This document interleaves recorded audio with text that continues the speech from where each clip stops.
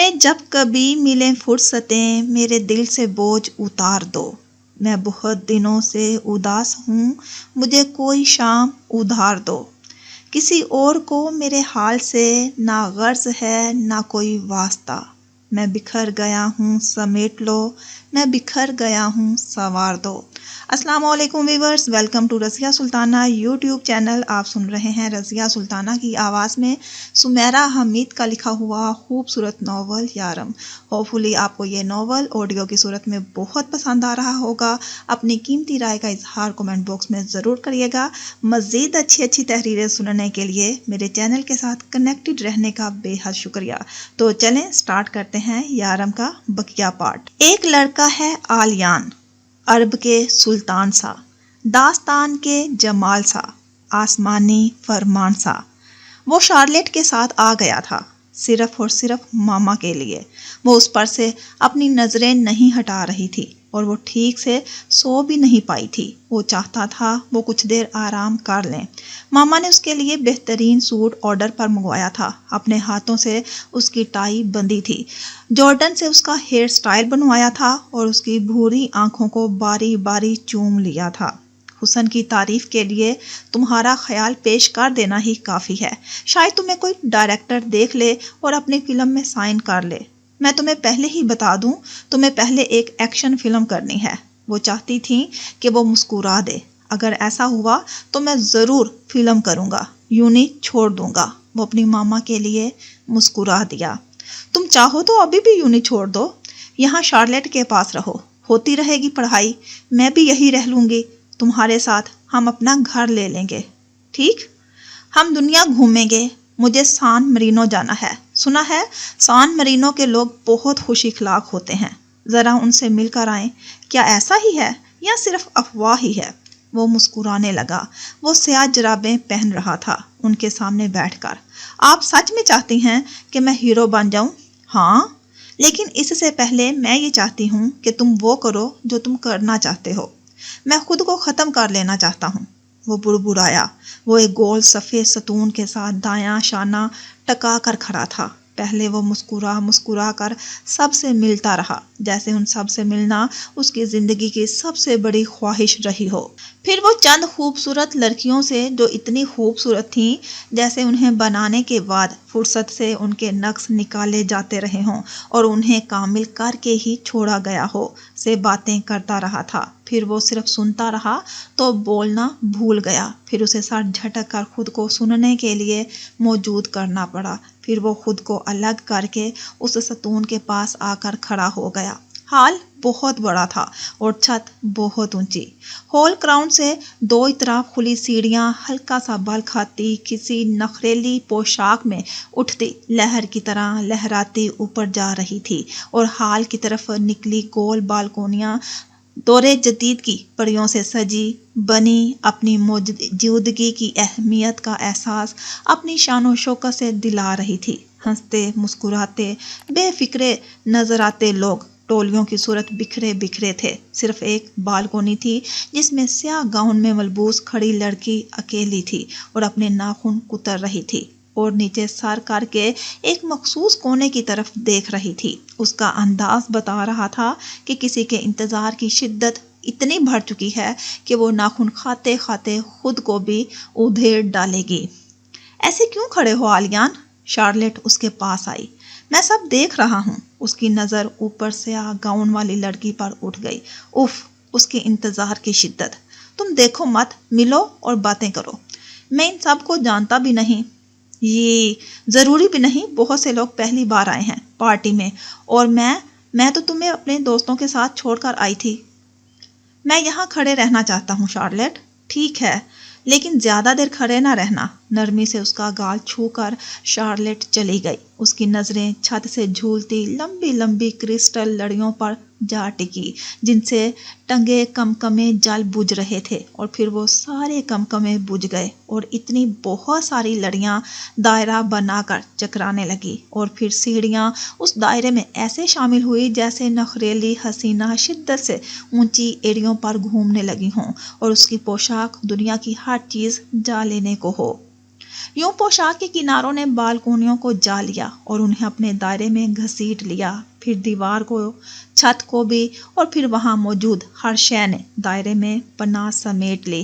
اس نے سر کو جھٹکا، دائرہ بڑھتا ہی جا رہا تھا اور اپنے اندر ہر چیز کو سمو رہا تھا، زمین سے فلک تک تن جانے کے قریب۔ اس چکر کو اس نے خوف سے دیکھا، نزاکت بھرا کہکا اس کے کانوں سے ٹکرایا۔ اس نے گردن موڑ کر دیکھا، وہاں کوئی نہیں تھا۔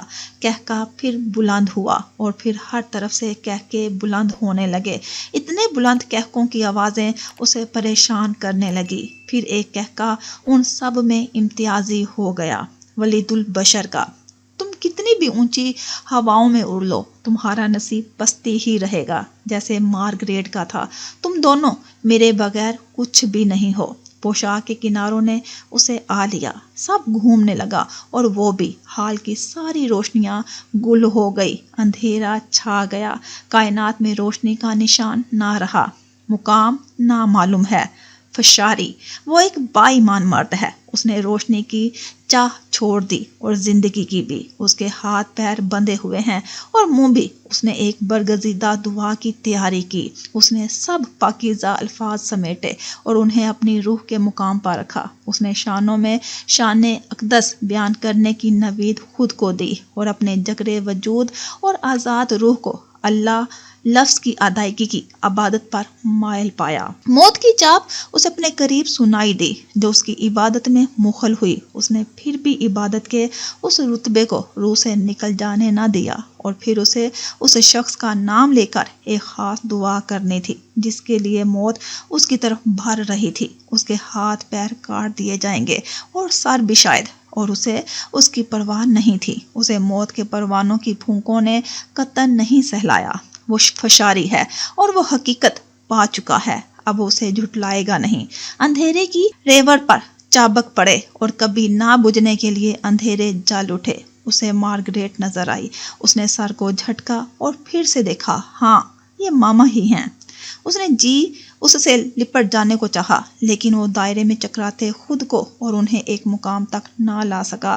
اس نے خود کو بے بس اور لاچار پایا۔ اس نے دیکھا کہ مارگریٹ کے وجود میں جا بجا کانٹے اگ آئے ہیں اور اس کا اپنا دل یہ دیکھ کر قرب سے لبالب ہو رہا ہے، اور اس نے محسوس کیا کہ اس سے چند قدم کے فاصلے پر قیامت آنا شروع ہو گئی ہے۔ ہر چیز اپنے نقطۂ زوال کی طرف بھاگی جا رہی ہے۔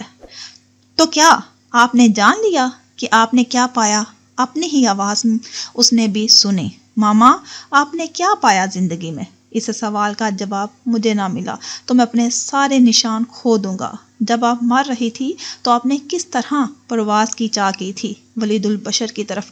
اگر آپ نے ایسا کیا ہوگا تو میں اپنے دل میں آپ کو رکھوں یا نہ رکھوں، مجھے اس بارے میں سوچنا ہوگا۔ اگر آپ مرنے سے پہلے اسے اپنے اندر سے نکال دیتی تو میرے زندہ ہونے پر موت بن کر نازل نہ ہوتا۔ اب میں سوچتا ہوں کہ آپ کی موت پر زمین کو پھٹ جانا چاہیے تھا اور آسمان کو آ گرنا چاہیے تھا۔ آسمان کے لیے بنی کائنات کو اس کے دکھ پر اتنا تو ماتم کرنا ہی چاہیے۔ وہ گہرے گہرے سانس لے رہا تھا، پھر بھی اس کا دم گھٹ رہا تھا۔ میں ولید البشر کی قابلیت کا مدعا ہو گیا ہوں۔ اس نے میری محبت بھی نگل لی۔ وہ صرف ایک ہی دل کو خالی کر کے صابر نہیں ہوا۔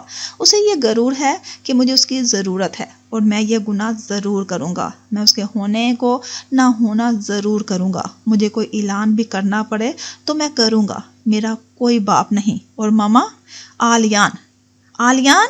شارلٹ نے اس کا شانہ ہلایا۔ اس نے شارلٹ کو دیکھا، وہ کچھ بول رہی تھی۔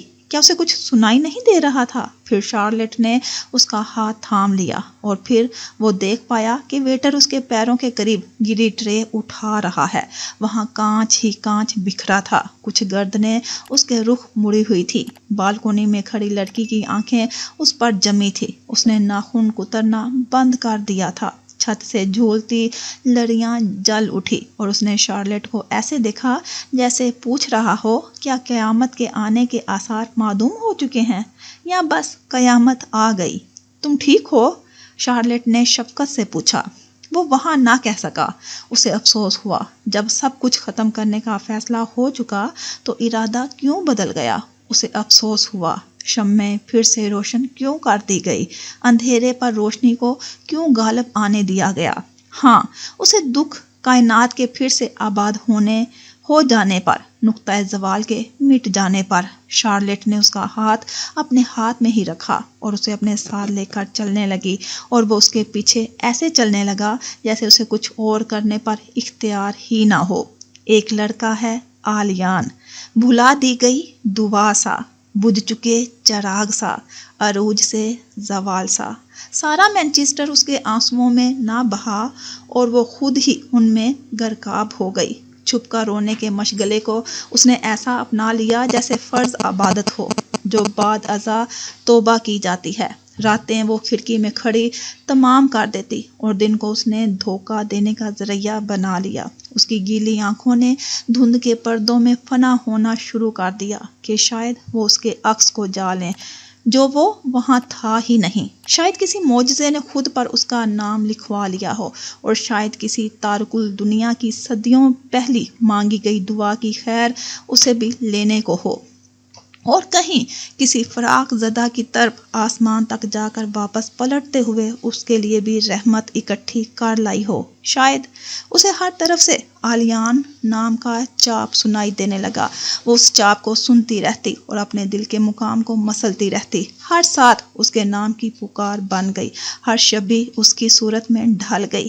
اس نے اس کے نام کی تسبیح پڑھنی شروع کر دی، جس کے ثواب میں اسے ملنے والا تھا نہ انعام۔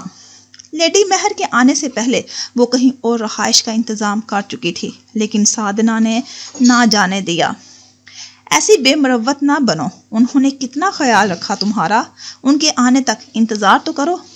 ان کا سامنا نہیں کرنا چاہتی میں بہت شرمندہ ہوں۔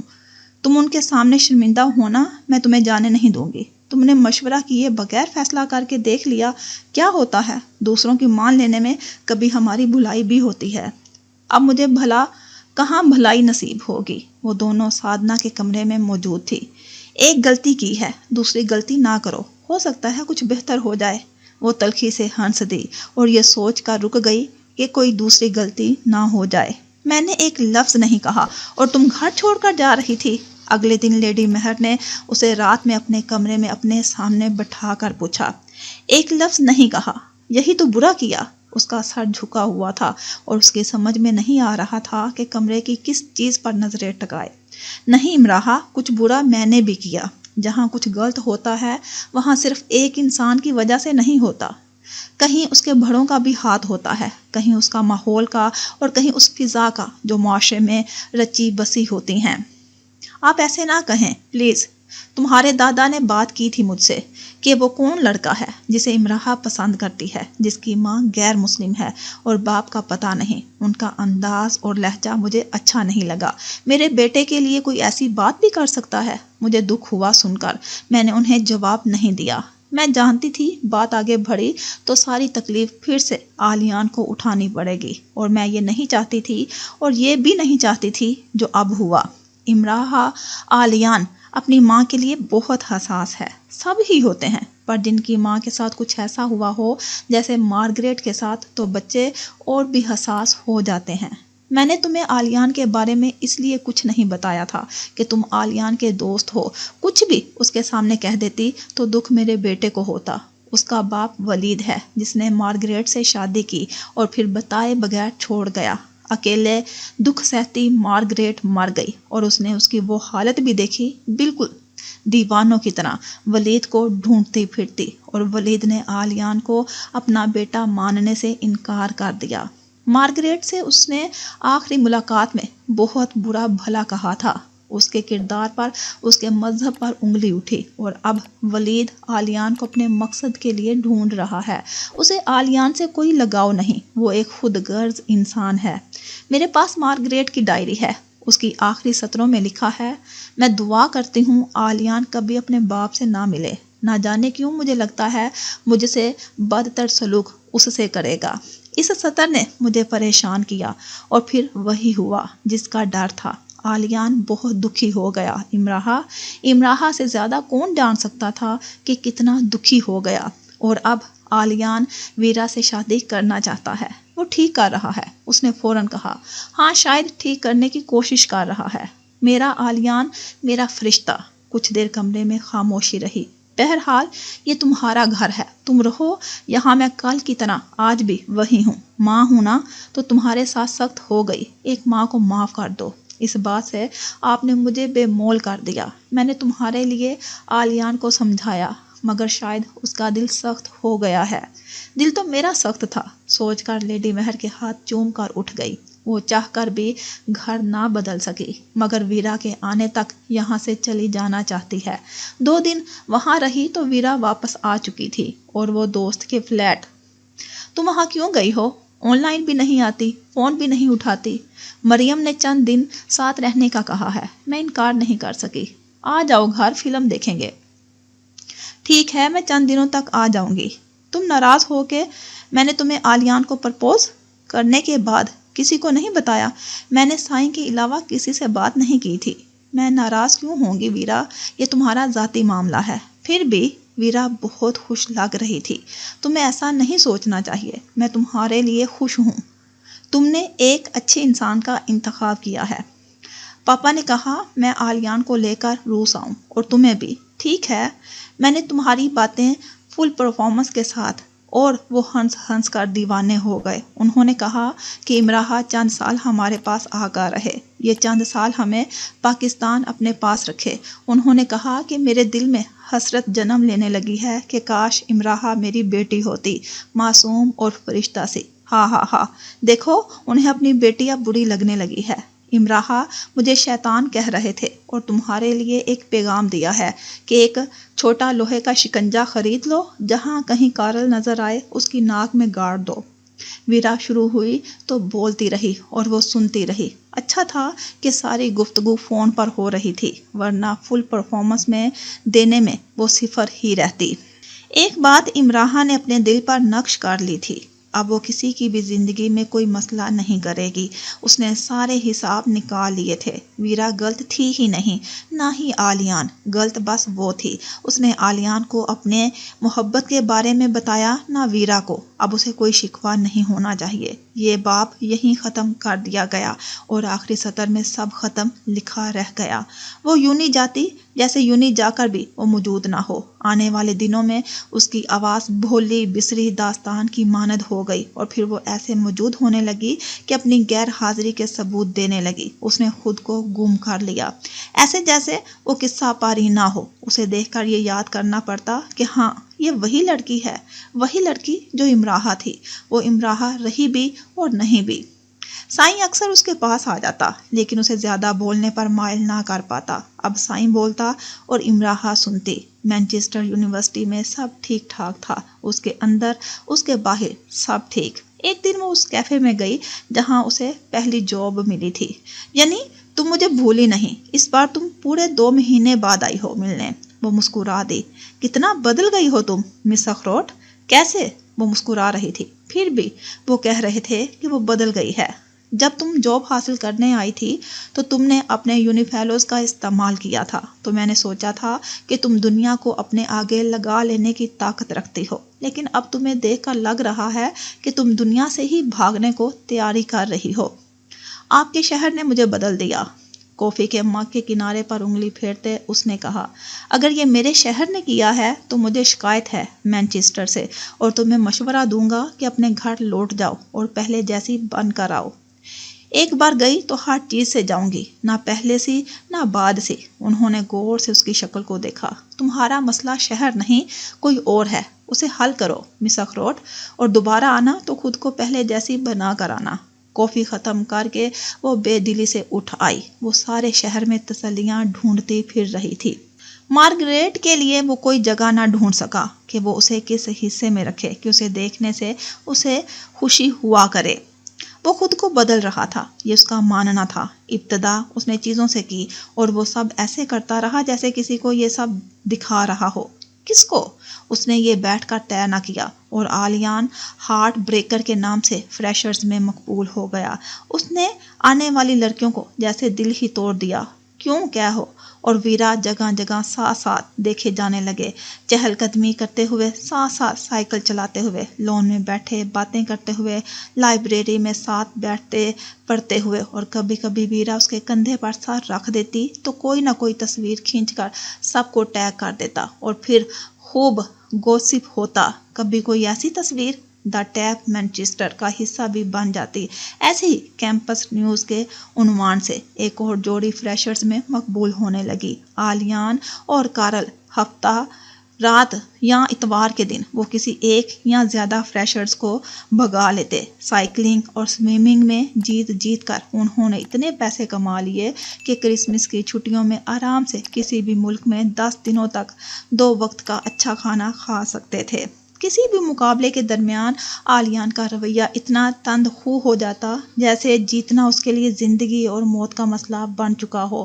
وہ معمولی چیزوں اور اشاروں کو اہمیت دینے لگا۔ حال میں کبھی کبھار ہونے والے خود ساختہ تھیٹر میں وہ ہنسا ہنسا کر سب کو لوٹ پوٹ کر دیتا۔ وہ کئی کام ایک ساتھ کرنے لگا تھا، جیسے اس کے پاس وقت کا نہ ختم ہونے والا ذخیرہ موجود ہو اور اپنی توانائیوں کو وہ کہیں بھی لگا دینا چاہتا ہو۔ پڑھائی کے علاوہ بھی اسے بہت کچھ سوجنے لگا تھا۔ وہ بولتا اور خود کو روکنا نہیں چاہتا، خاموش ہوتا تو کبھی بول پڑنے پر مائل نہ دکھتا، ہنستا تو اس کے کہکے کانوں کو پریشان کرتے، کہیں کھڑا ہوتا تو اپنے گرد مجمع اکٹھا کر لیتا، اور اس کے چلنے پھرنے کا انداز ایسا ہو گیا کہ شاید وہ غصے میں آیا جاتا ہے۔ اس میں تکبر نہ چھلکا، لیکن وہ شان بے نیازی کا قائل نظر آنے لگا۔ اس پر نظر اٹھتی، ٹھہرتی اور یہ سوچ پیدا کرتی، کیا یہ آلیان ہے یا نہیں؟ تو پھر آلیان کہاں ہے؟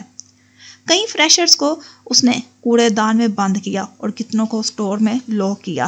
گمان گزرنے لگا کہ سنگ دل ہو گیا ہے۔ جب وہ چپ ہوتا تو یہ گمان بھی گزرتا کہ کسی کے بارے میں وہ بے حسی سے سوچ رہا ہے، کسی سے لڑ رہا ہے، دلائل دے رہا ہے، ثبوت مانگ رہا ہے۔ وہ جنگ کی حالت میں لگتا، دو نہ دو لڑتا ہوا بھی، ڈھیر صورت شکست خوردہ بھی۔ وہ اختتامیہ بھی لگتا اور شروعات بھی۔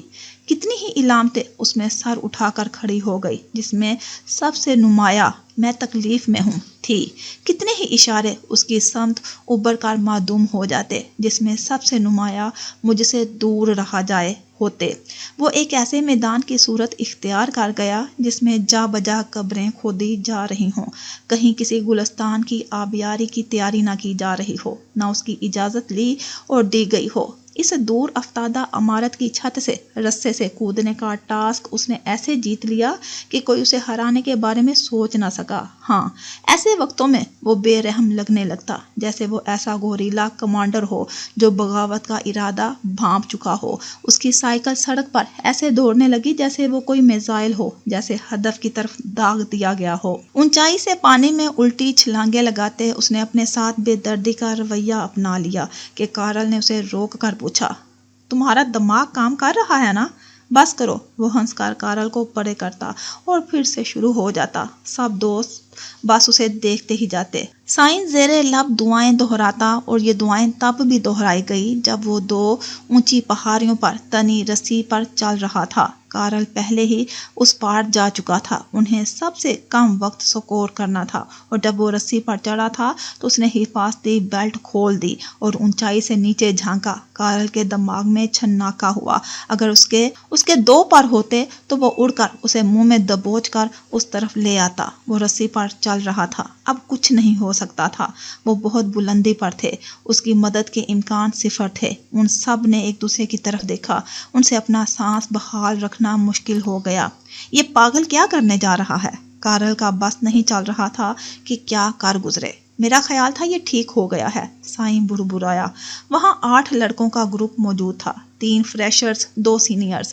فریشرز نے اسے ایک چیلنج جانا کہ وہ انہیں آزما رہا ہے، ایسے کر کے دکھاؤ تو تمہیں جانے، اور ان کا کوئی ارادہ نہیں تھا اس کے چیلنج پر بھڑکنے کا۔ وہ کھیلنے آئے تھے، جان پر کھیلنے نہیں، اور وہ جان پر ہی کھیلنے آیا تھا۔ سب سے معمولی چیز، آلیان کو وہ کہیں اٹھا کر پھینک دینا چاہتا تھا۔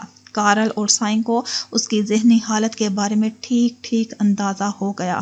وہ انہیں دھوکہ دیتا رہا تھا اور وہ اس کے دھوکے میں آ گئے تھے۔ وہ اتنی اونچائی پر اکیلا کھڑا تھا، اسے نیچے جا گرنے کا کوئی ڈر نہیں تھا۔ اس نے سب سے کم وقت سکور کیا تھا۔ کارل نے اسے گریبان سے پکڑ لیا۔ اگر تم مرنا چاہتے ہو تو مجھے بتاؤ، میں تمہیں گولی مارنے کا جذبہ پیدا کر لوں گا۔ اس کے لیے تمہیں یہ سب کرنے کی ضرورت نہیں ہے۔ وہ اسے غصے کی زیادتی کی وجہ سے جھنجھوڑ رہا تھا۔ ٹھیک ہے، مار دو گولی، اس نے سنجیدگی سے کہا اور جھانک کر نیچے دیکھا۔ اتنا اونچا آ کر بھی وہ کہیں بہت نیچے گرا ہو۔ کارل نے اس کے جبڑے پر پوری قوت سے گھونسا مارا کہ اس کے منہ سے خون نکلنے لگا۔ وہ بھاگ کر رسی پر چڑھ گیا اور حفاظتی بیلٹ کھول دی۔ اب دیکھو مجھے اور جانو کہ کیسے جان نکلتی ہے۔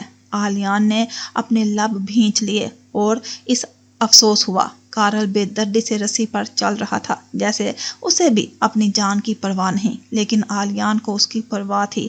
وہ محسوس کر رہا تھا کہ پہاڑ اس کے پیروں تلے سے کھسک رہا ہے۔ فریشرز کھڑے ان دونوں کی شکلیں دیکھ رہے تھے۔ سائیں پھر سے زیر لب دعائیں پڑھنے لگا تھا اور آلیان کارل سے اپنی نظریں نہیں ہٹا پا رہا تھا۔ ہاں یہ ٹھیک ہے، جان اس وقت نہیں نکلتی جب اپنی جان نکلتی ہے۔ جان اس وقت نکلتی ہے جب اپنے کسی پیارے کی جان نکلتی ہے، اور اس نے یہ جانا کہ ہم اپنے پیاروں کی جانوں کے حقدار ہیں، اپنے نہیں۔ اس نے بے بسی سے نظر اٹھا کر آسمان کی طرف دیکھا کہ اتنا کچھ جان لینے پر بھی وہ جان لینے والا کیوں نہیں ہو رہا، اور یہ کہ زندگی کے سب ہی اجالے شب گزیدہ کیسے ہوئے، اور ارتکاز کے سناٹوں نے عائشہ نیازی کے قرب امیز چگے کس دھاگے سے بن لیے۔ سراب مسلسل داستان حیات میں کس رخ سے داخل ہو کر پناہ گیری، اور قطرہ شبنم بے نوک خارمی رخصم ہونے پر راضی کیسے ہوئے۔ آلیان اور ویرا کی جو تصویریں ادھر ادھر گھومتی تھی وہ امراحہ کی نظروں سے بھی گزر ہی جاتی تھی۔ شیزا تو خاص اسے وہ تصویریں موبائل پر بھیجتی تھی۔ وہ ان تصویروں کو دکھ سے دیکھتی، نہ غصہ اور حسرت سے۔ وہ آلیان اور ویرا کی تصویریں ہوتی اور وہ دونوں ہی اسے پیارے تھے۔ ہاں کبھی کبھی ان تصویروں کو دیکھتے اسے سانس لینے میں مسئلہ ہوتا، اور ایک بار اس نے محسوس کیا کہ جسے ہم سارے کا سارا اپنا سمجھتے ہیں وہ سارے کا سارا کسی اور کا ہو جائے تو ایسا لگتا ہے جیسے کوئی ہمارے ٹکڑے کر کے چیل کووں کو کھلا رہا ہے اور ہمیں دکھا بھی رہا ہے کہ دیکھو کیسا لگتا ہے۔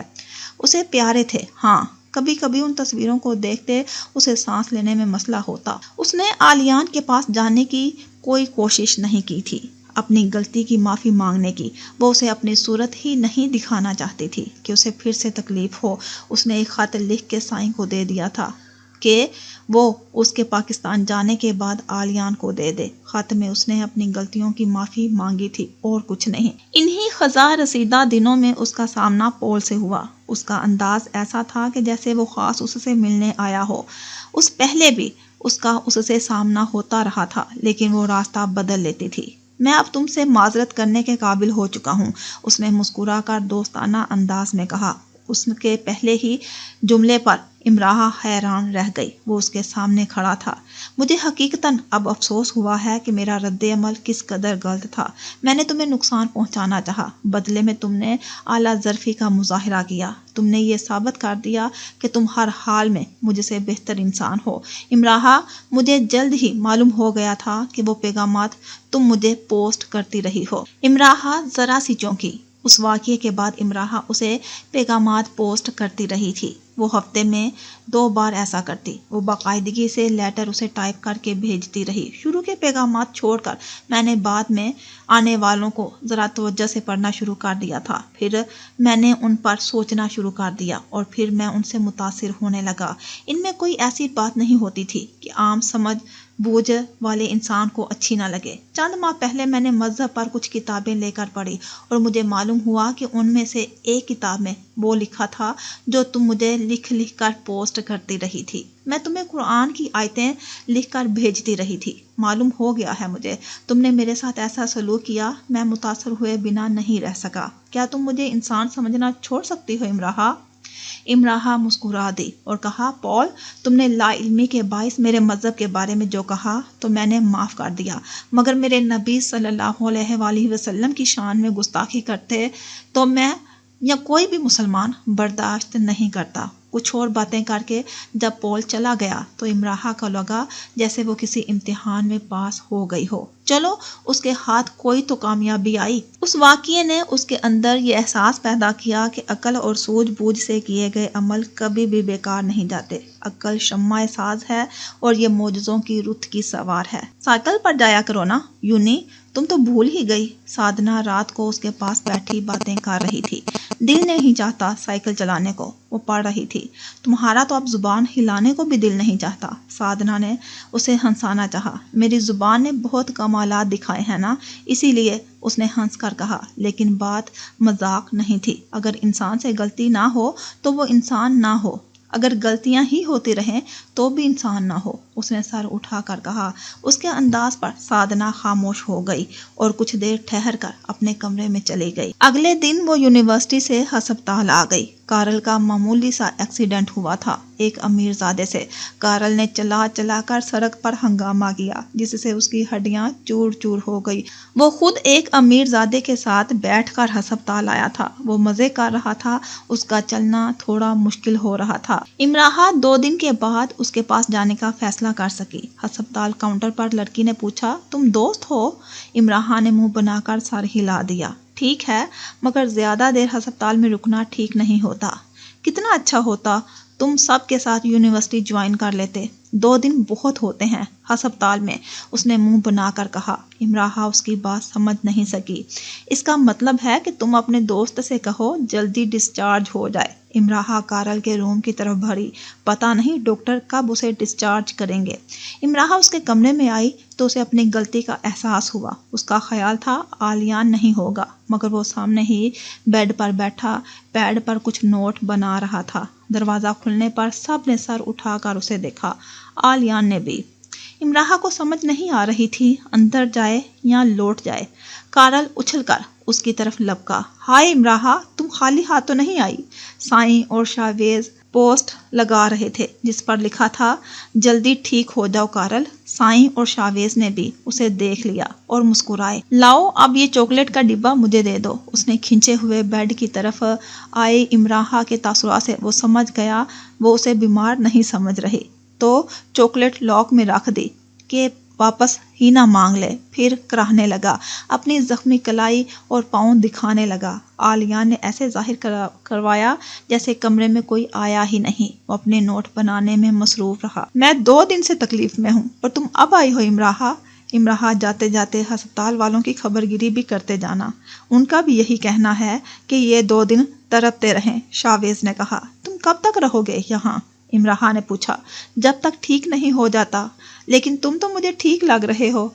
نہیں، میں ٹھیک نہیں ہوں نا، اس نے آنکھ مار کر کہا۔ تھوڑی دیر بیٹھ کر امراحہ اٹھائی۔ سائیں امراحہ کے ساتھ باہر تک آیا اور اسے ہمدردی سے دیکھنے لگا جو کمرے سے باہر تک عجیب حالت میں چلتی آئی تھی۔ بیٹھی ہی نہیں، آ جاؤ واپس چلتے ہیں۔ کارل اتنے مزے کے لطیفے سنا رہا ہے نرسز کے بارے میں، اور تمہیں پتہ ہے ہسپتال کے رومز سے بھی کھانے پینے کی چیزیں غائب ہونا شروع ہو گئی ہیں، اور مجھے نہیں معلوم تھا کہ نرسز بھی یوں چلا سکتی ہیں۔ میرے سامنے ایک نے چلا چلا کر ہسپتال سر پر اٹھا لیا۔ اس کی کلائی پر جو کپڑا چپکا تھا وہ اترنے کا نام ہی نہیں لے رہا تھا۔ وہ بیچاری ایک انجیکشن لگانے آئی تھی اسے رات کو۔ کون تھا جو اپنے روم سے نکل کر اس نرس کو دیکھ نہیں رہا تھا؟ سائیں نے اسے ہنسانے کے لیے یہ سب کہا تھا، اور اس کا دل رکھنے کو وہ ہنس دی اور چلی آئی، اور اندر آلیان کارل کا لنگڑا اسکیچ بنا چکا تھا۔ اس کے زخمی ہاتھ میں ایک عدد چاکلیٹ کا ڈبہ بھی تھما دیا تھا، اور کارل کی آنکھیں کوئی دیکھتا تو آلیان سے پوچھتا، یہ کون سا کارل ہے جس کی آنکھیں اتنی سیاہ ہیں، اتنی سیاہ کہ ان میں جھانک کر مشرق کی ساری رمزیں بوجھی جا سکتی ہیں، سارے قصے کہانیاں پڑھی جا سکتی ہیں، اور جو اتنی محفوظ ہیں کہ ان میں اتر کر سارے دروازے بند کر کے قید ہونے کو جی چاہتا ہے۔ ایسی پناہ گاہیں ہیں جو زمین کو میسر نہیں، ان کے مالک ہونے کا اعتراف صرف ایک ہی انسان پا سکتا ہے، ایسا انسان جس کے ساتھ لفظ محبت جڑا ہو۔ آلیان کی پینسل آنکھوں کی پتلیوں کو اور سیاہ کر رہی تھی، اور وہ یہ جانتا نہیں تھا کہ وہ کیا کر رہا ہے۔